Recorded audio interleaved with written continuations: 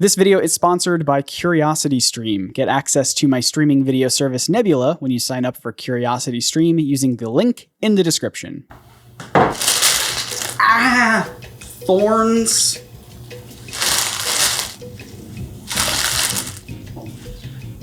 It's a little full, but we're gonna keep going. Okay. Ow.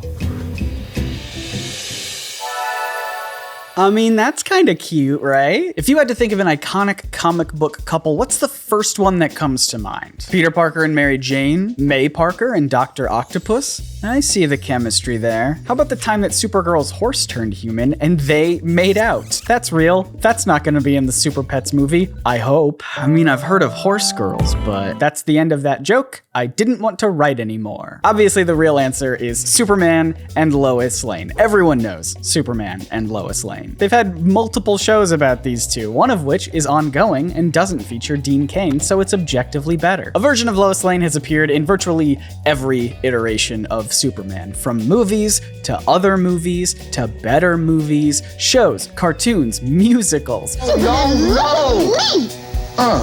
radio programs, serials, and this interesting tie-in medium called comic books. That one's new to me, folks. That was a joke, okay? I know that comic books came before all of those other things. Comics are old.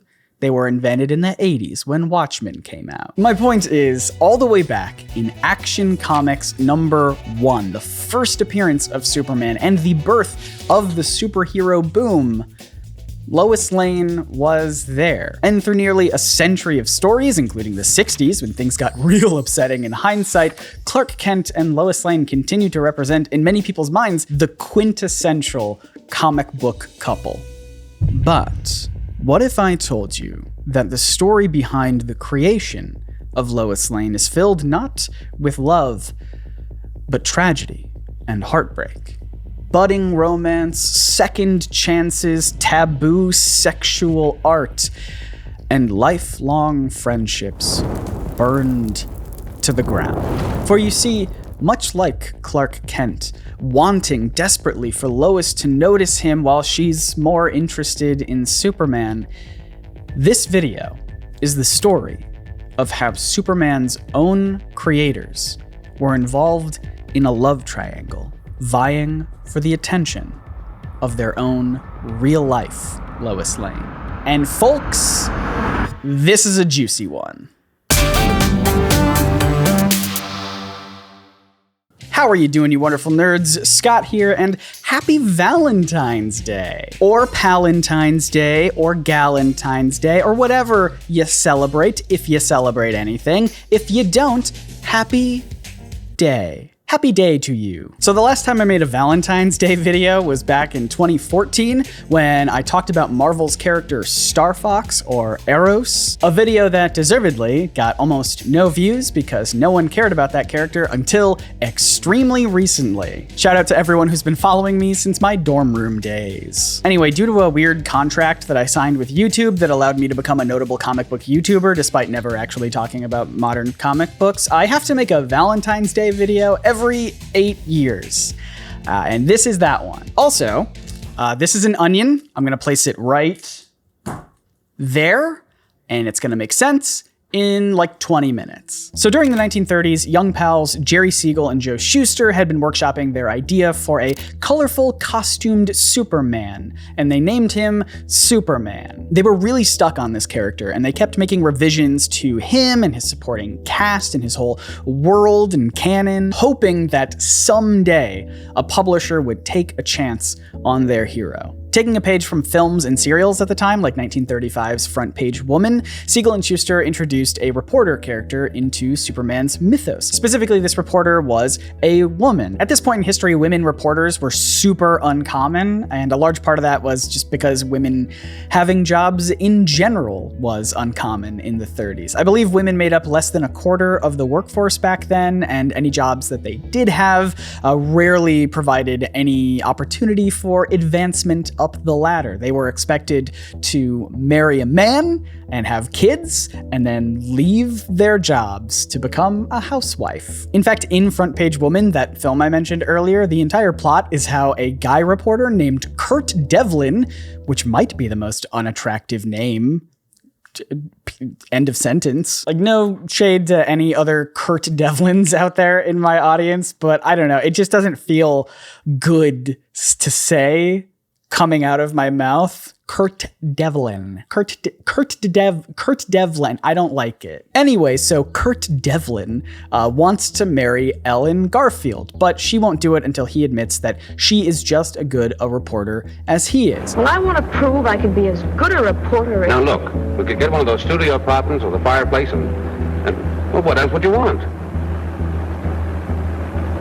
Are you listening to me? Now, even though Kurt sabotages her career, like a good prospective husband would do, I don't know what to say. Well, I do. You're fired. Ellen still lands the scoop of the century. Kurt has to admit that Ellen is a good reporter, and she finally agrees to marry him, becoming Ellen Devlin, presumably. Pretty bad deal for Ellen, if you ask me. In Investigating Lois Lane by Tim Hanley, where I'm getting a lot of information for this video, thank you, Tim, he notes that, quote, at most major newspapers in the 1930s, when a female reporter got engaged, it was assumed that she would soon be moving on to housewifery. She wasn't fired, as much as everyone, herself included, just knew that she was now done in the newspaper business. Meaning, Kurt Devlin just took out his biggest rival by marrying her and ensuring she will no longer work as a reporter. Do you see why we hate Kurt Devlin? How are you going to get home? The subway's still running. Not to where you can go as far as I'm concerned. There was also Torchy Blane, a character from a series of films that ran from 1937 to 1939. She was described as a lady bloodhound with a nose for news. But even she gets proposed to at the end of her first film, Smart Blonde, as if women get to do one cool thing before a guy swoops in and says, dang, that was awesome. Now give it all up and raise my children? That wasn't a question. I don't know why I phrased it as a question.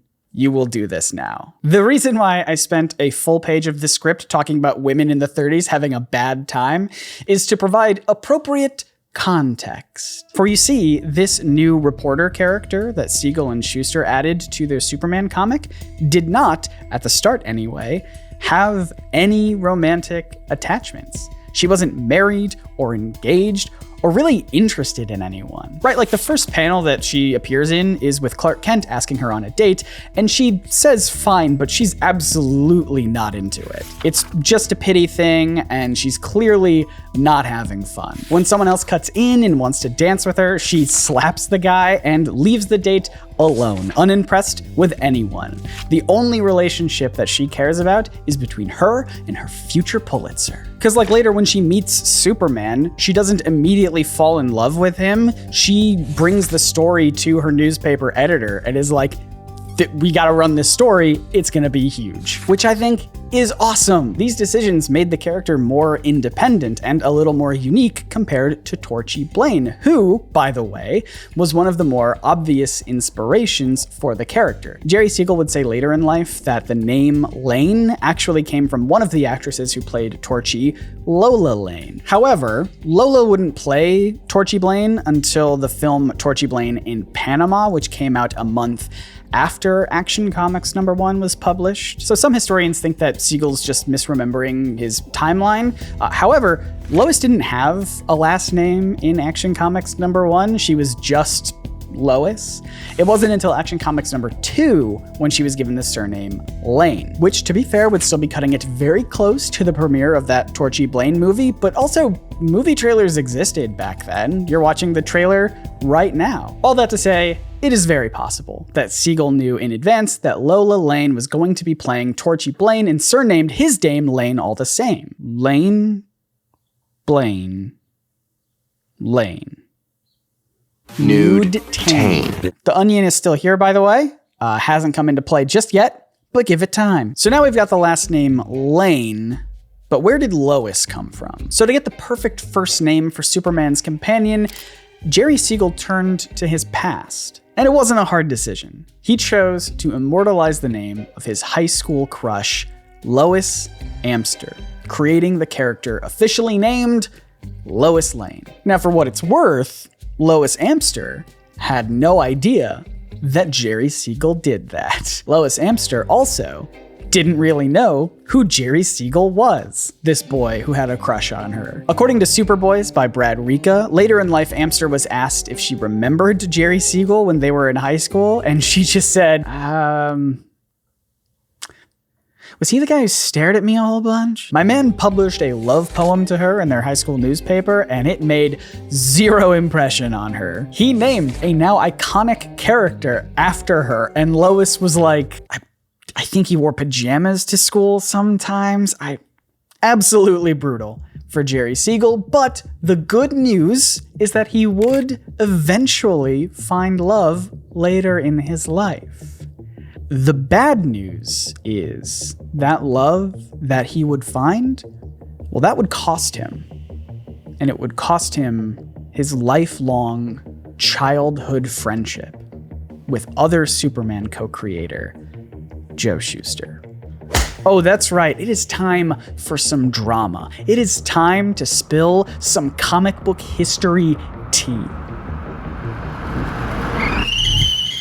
Speaking of,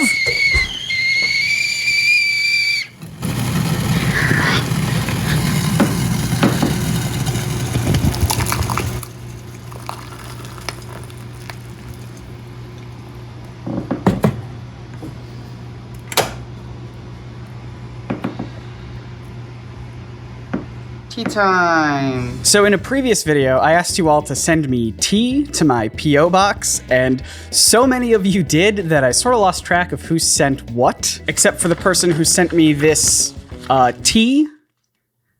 You know who you are?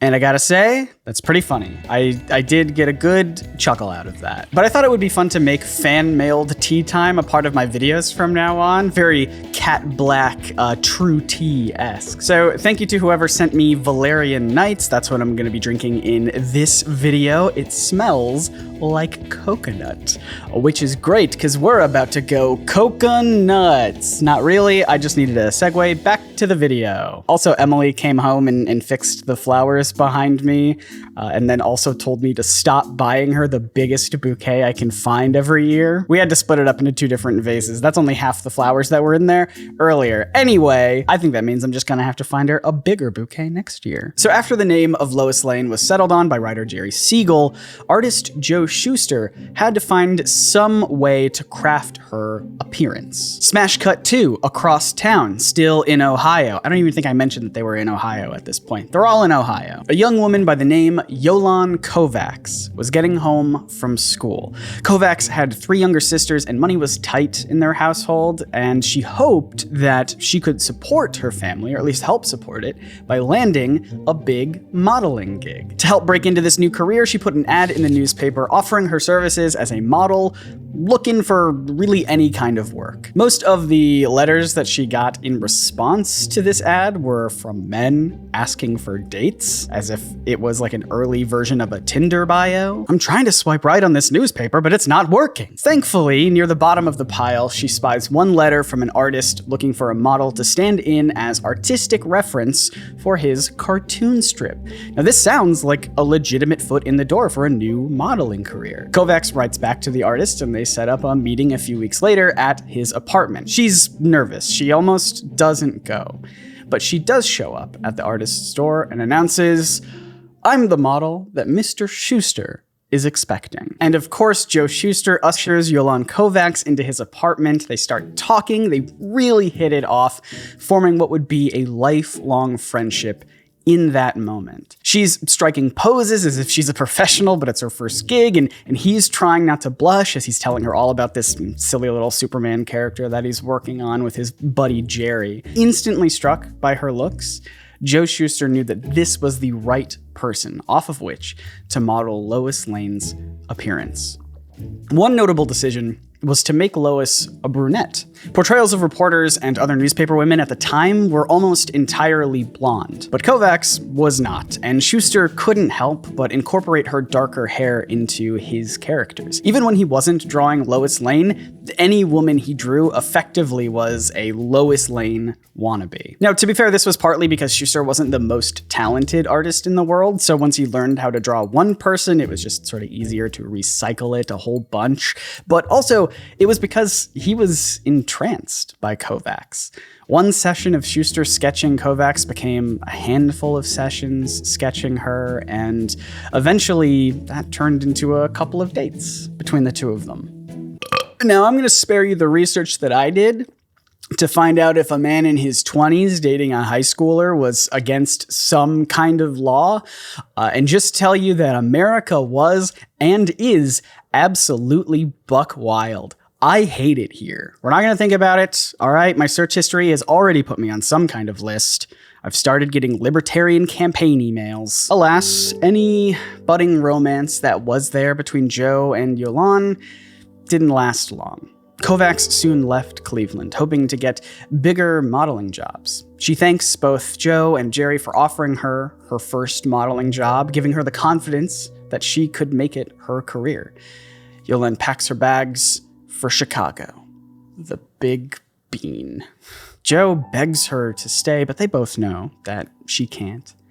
It was a tearful goodbye for everyone. I mean, she was fond of both Joe Shuster and Jerry Siegel and always wrote letters to them urging them to keep pursuing their Superman character, even though no publisher wanted to touch it. And as we know, in 1938, one publisher did finally take a chance on the Man of Steel in Action Comics #1. And it was at least in part thanks to Yolan Kovacs lending her appearance for Lois Lane and encouraging Siegel and Shuster to not give up.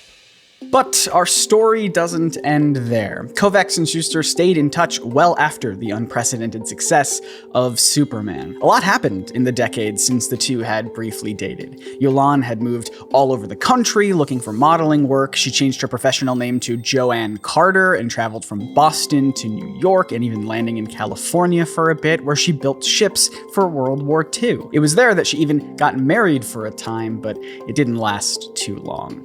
Shuster, meanwhile, had seen success with Superman, but he wasn't seeing any of the money that went along with that. He and Siegel sold the character to the publisher that would later be known as DC Comics. Whoa, I spilled everywhere. I talk with my hands way too much for someone who's holding a mug full of liquid, hot liquid. So yeah, they sold Superman to DC for $130, which with inflation would be around $2,500 today. Considering how much Superman was bringing in and how much Superman continues to bring in for DC, they definitely got a raw deal there. So Siegel and Shuster sued DC Comics for the rights and royalties of the character, but the party settled out of court for around $94,000, or about $1.1 million today. I promise this is important. Superman was now officially property of DC Comics, but at least Siegel and Shuster got a better payday out of their work.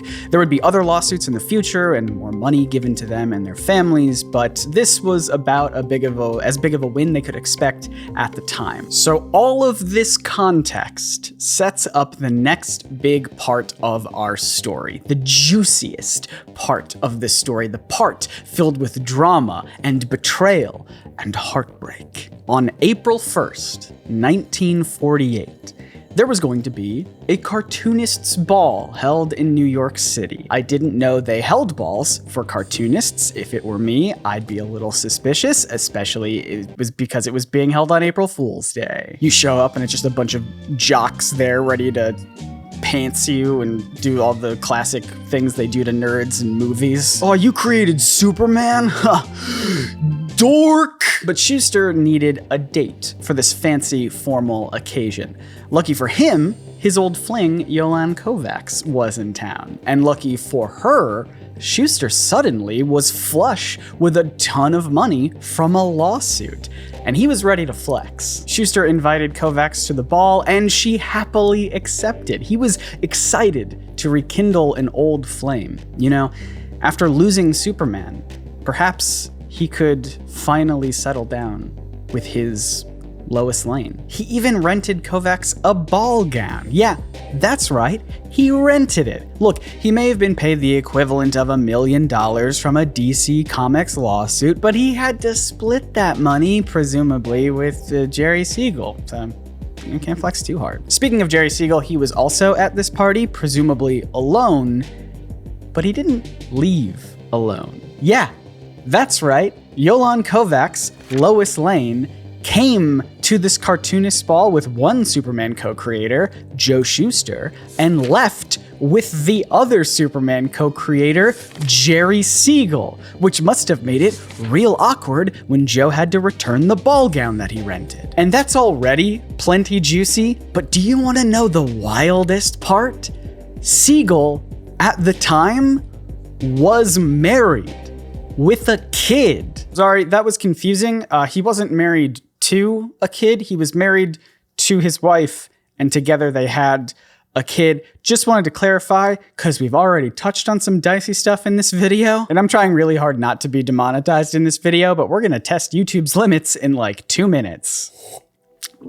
Yes, much like Clark Kent trying to go out with Lois while she's more infatuated with Superman, Joe Shuster took Yolan Kovacs on a date, and then Jerry Siegel flew in and took her home. I guess to his wife? Probably didn't go over great. Siegel's wife filed for divorce just 3 months later, citing, quote, gross neglect of duty and extreme cruelty, end quote, which I guess Siegel didn't fight. He fully agreed to her terms and also gave her full custody of their son, as if he was calling his entire marriage a mulligan and wanted to start from scratch with Yolan. Now, obviously, I don't have much more details on their divorce, so I don't know the whole story. Maybe it was just a bad relationship that they both wanted out of. I don't really know. But what I do know is that 3 months after the divorce, Jerry Siegel and Yolan Kovacs were married. An absolute whirlwind romance. Just 6 short months from the time that he hijacked his friend's date at the cartoonist's ball to the two of them becoming husband and wife. And how must Joe Shuster have felt about this? Well, again, this may be conjecture, but my guess is not great. Siegel and Shuster, childhood friends, artistic collaborators, co-creators of the most popular and recognizable superhero on the planet, stopped talking to each other for decades after this incident. Friends to enemies. To lovers? No. Oh, hey, I think The Onion has something to say about this.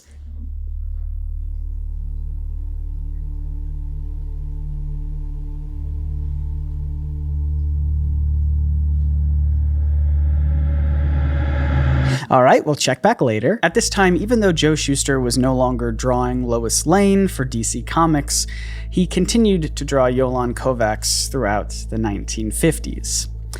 Not in kid-friendly superhero comics, but in magazines aimed more at adults.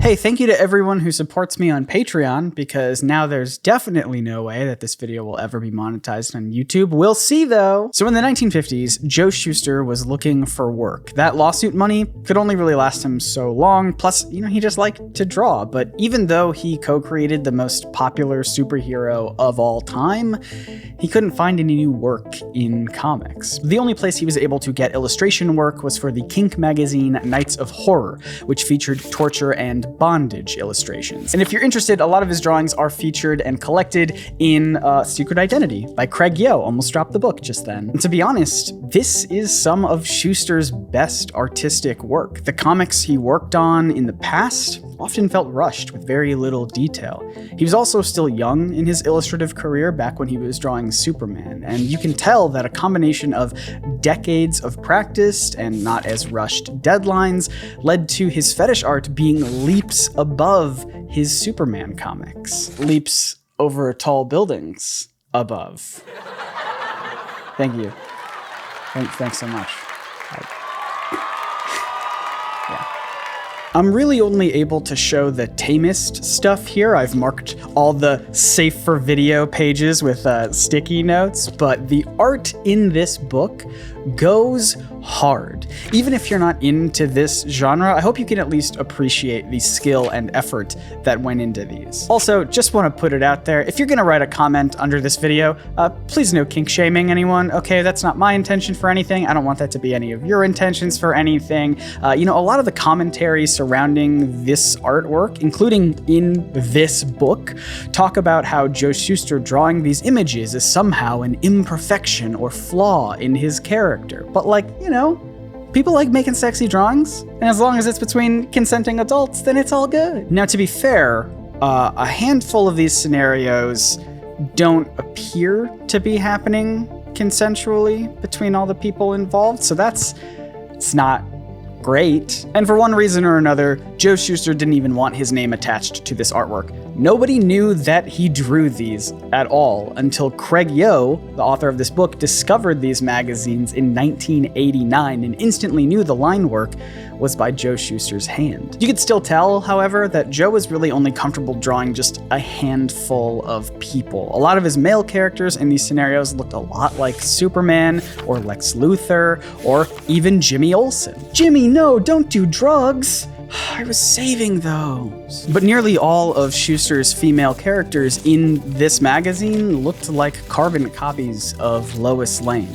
Some people believe that this was Joe Shuster's way of secretly getting back at DC Comics for taking his characters, right? Like, he'd draw someone who looks eerily like Superman in a compromising position as a little joke to himself. The Man of Tomorrow, more like the man who'll be sore tomorrow.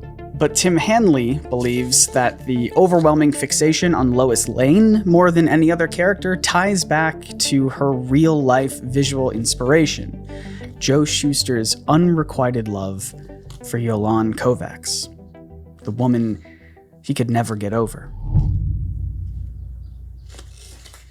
If only I knew what that little guy was thinking. Joe Shuster died, as far as I know, single in 1992, which was the same year I was born. A life for a life, Joe.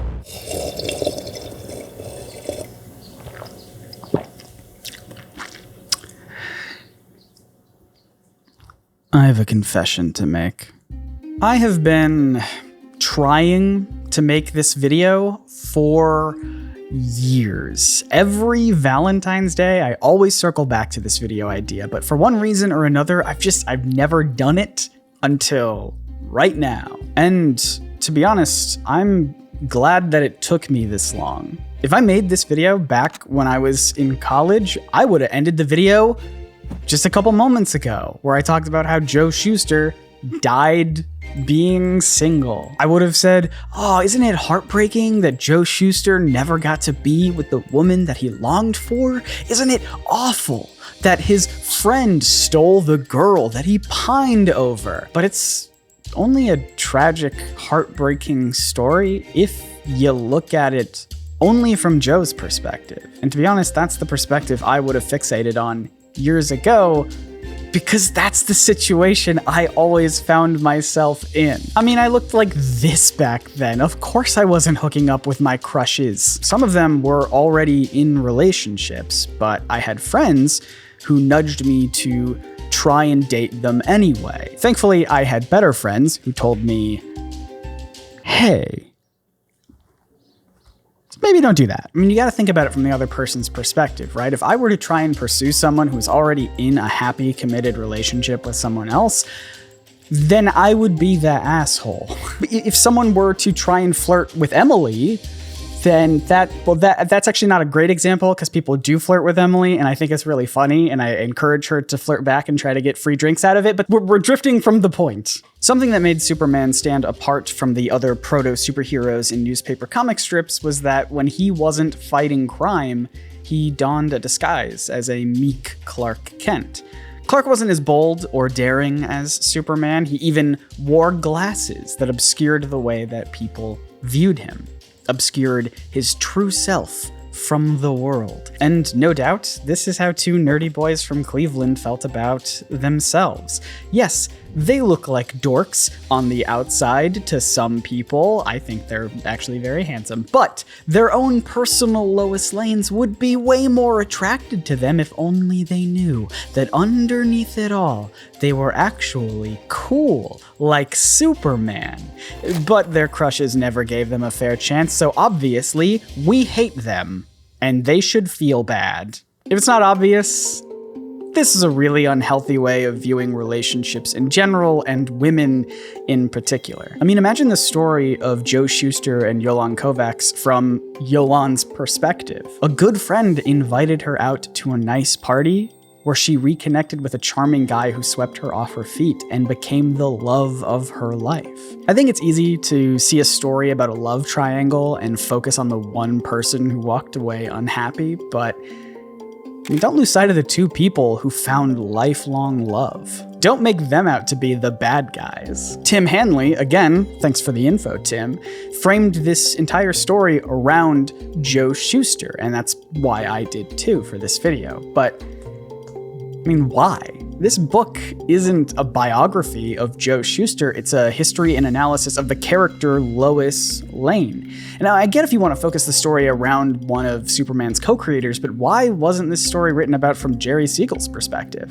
Why not tell the story of two people finding love rather than one person feeling scorned? Same reason I titled this video the way that I did. The drama is juicy. Superman's co-creators fighting over the woman who inspired Lois Lane. It's inherently interesting. And in my original tweet I sent out back in 2017 about wanting to make this video, I even said that the story of Lois Lane is the story of Joe Shuster's depressing love life. No, it's not. But aside from the problem of only seeing this scenario through Shuster's eyes and feeling bad for him for getting friend-zoned, you know, a concept that doesn't exist because nobody owes you a relationship for being nice to them, there's also the little detail of how Joe Shuster's unrequited love for Yolan Kovacs could totally be hyperbolized or even entirely made up.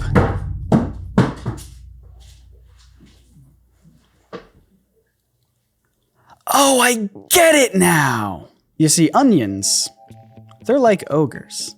They taste bad raw. No, they have layers. Just like this story has tons of layers of assumptions. So to start, did Joe Shuster stop speaking with Jerry Siegel because Jerry married his crush? Or were there other factors at play? The two of them had just gone through a huge lawsuit together. Maybe that stirred up some strong emotions. They'd also launched a new project called Funny Man that flopped hard, implying that the success of Superman may have been a one-off fluke, not the result of their combined talent. That probably hurt their friendship a little bit. Heck, we don't even know if Joe invited Yolan to the cartoonist's ball as a romantic date or just as a friendly companion. It's fully possible that he was happy seeing Kovacs leave with Siegel, as the two clearly made a great pairing, and that probably made returning the rental gown a lot less awkward. Also, why are we assuming that just because Joe Shuster didn't find long-term marriage that he was unhappy? Some people don't want romantic or sexual relationships. Shout out to my Ace fans. Heck, sometimes people in general don't want marriage or kids. Even more heck, it's possible that Joe Shuster was just a super private person and didn't disclose his personal relationships with folks in his later years.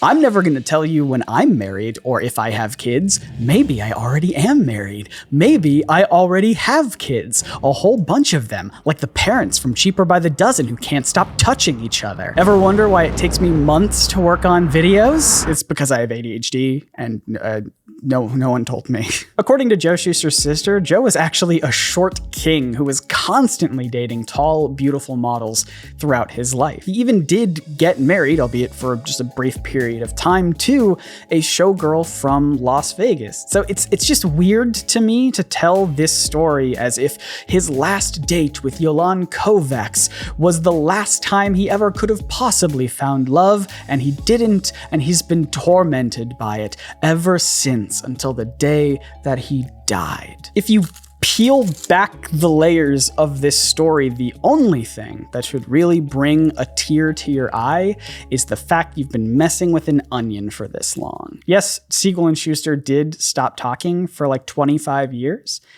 but at the end of their lives, all three of them, Joe Shuster, Jerry Siegel, Yolan Kovacs, they were all friends. I guess my overall point that I'm trying to make here is that Valentine's Day can bring out a lot of good feelings in people and a lot of cynical feelings in others. I think we can all kind of relate to this. It's almost like a perfect analogy for Valentine's Day. You have Star Fox, who's like one of those annoying people in a couple who can't stop talking about love or whatever, and then Hulk is like not having any of it, doesn't really care about Valentine's Day, wants everyone to shut up about it. I mean, this is only the third year of my entire life that I've ever celebrated Valentine's Day with another person, and the other 2 years were with the same person. It's the other 2 years that we've been dating. Or maybe we're married, you don't know. But I think telling the story of Jolan Kovacs from the sole perspective of Joe Shuster, or telling the story of Lois Amster from the sole perspective of Jerry Siegel, just feels unnecessarily bitter to me. So I lied to you at the start of this video. I said that the story behind the creation of Lois Lane is filled not with love, but with tragedy and heartbreak. But the truth is, the tragedy and heartbreak are merely hypothetical. The love in this story, however, the romance and lifelong friendships, that was very real. Happy day to you all. Oh, also, if you were wondering what happened to Knights of Horror, the fetish magazine, white supremacy ruined it.